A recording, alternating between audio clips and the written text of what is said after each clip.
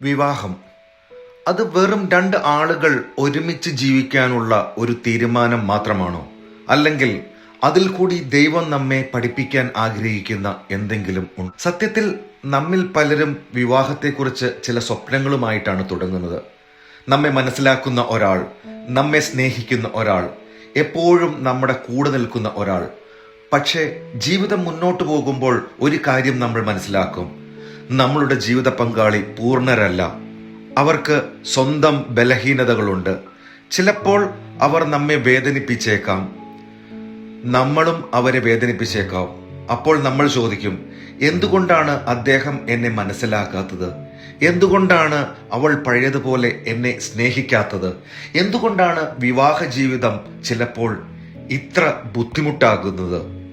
ഒരുപക്ഷെ അത്തരം നിമിഷങ്ങളിലാണ് ദൈവം നമ്മോട് മൃദുവായി ചോദിക്കുന്നത്: നീ എല്ലാം നിന്റെ ജീവിത പങ്കാളിയിൽ നിന്ന് പ്രതീക്ഷിക്കുകയാണോ, അതോ എന്നെ അന്വേഷിക്കുകയാണോ? കാരണം വിവാഹം എന്നത് നമ്മുടെ എല്ലാ ആഗ്രഹങ്ങളും നിറവേറ്റാനുള്ള ഒരു സമ്മാനം മാത്രമല്ല, അത് ദൈവത്തിന്റെ സ്നേഹം എന്താണെന്ന് നമ്മെ പഠിപ്പിക്കുന്ന ഒരു യാത്രയാണ്. നമ്മൾ തെറ്റുകൾ ചെയ്തപ്പോഴും ദൈവം നമ്മെ ഉപേക്ഷിച്ചില്ല. നമ്മൾ അവനിൽ നിന്ന് അകന്നു പോയപ്പോഴും അവൻ നമ്മെ അന്വേഷിച്ചു. നമ്മൾ തകർന്നു പോയപ്പോൾ പോലും അവൻ നമ്മെ ചേർത്ത് പിടിച്ചു. അതുപോലെ തന്നെ വിവാഹവും നമ്മെ ചില കാര്യങ്ങൾ പഠിപ്പിക്കുന്നു. സ്നേഹം എന്നത് എല്ലാം നല്ല രീതിയിൽ പോകുമ്പോൾ ഒരുമിച്ച് നിൽക്കുന്നതല്ല, എല്ലാം തകരുന്ന പോലെ തോന്നുമ്പോഴും ഒരുമിച്ച് നിൽക്കുന്നതാണ് യഥാർത്ഥ സ്നേഹം. ഇന്ന് ലോകം പലപ്പോഴും വിവാഹത്തെ ഇങ്ങനെ കാണുന്നു: എനിക്ക് സന്തോഷമുണ്ടെങ്കിൽ ഞാൻ തുടരും, എന്റെ പ്രതീക്ഷകൾ നിറവേറ്റപ്പെടുന്നുണ്ടെങ്കിൽ ഞാൻ ബന്ധം നിലനിർത്തും. പക്ഷെ ദൈവത്തിന്റെ ചോദ്യം കുറച്ച് വ്യത്യസ്തമാണ്. നിങ്ങളുടെ വിവാഹം എന്നെ മഹത്വപ്പെടുത്തുന്നുണ്ടോ?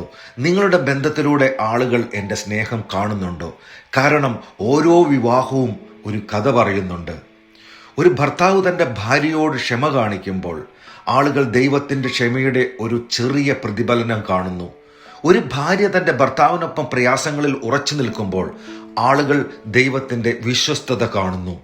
രണ്ട് അപൂർണ മനുഷ്യർ ഒരുമിച്ച് പ്രാർത്ഥിക്കുമ്പോൾ ആളുകൾ ദൈവത്തിന്റെ കൃപ കാണുന്നു.